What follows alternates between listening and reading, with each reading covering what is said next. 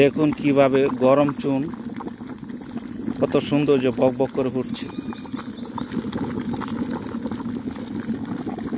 এগুলি পুকুর প্রস্তুতি করা হচ্ছে। শিং মাছ দেওয়া হবে, শিং মাছের রেণু, চুন, পটাশ, লবণ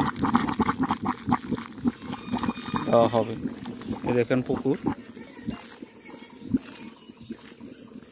মাটি কাটা হয়েছে চতুর্থ সাইডে। এখন আমরা মাটিতে চুন দেব।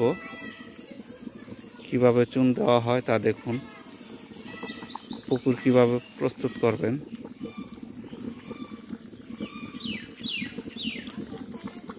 প্রতি শতকে কতগুলি চুন ব্যবহার করবেন। প্রতি শতকে আপনি 500 গ্রাম করে চুন ব্যবহার করুন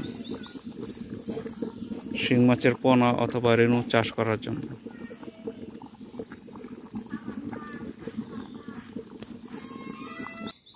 এগুলি হচ্ছে হয়রা, পুকুরে চুন দেওয়ার পর টানা হয়।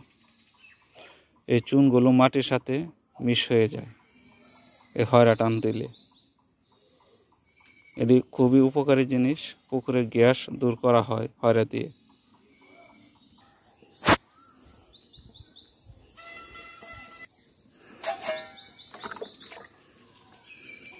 চুন কিভাবে মারা হয় তা দেখুন।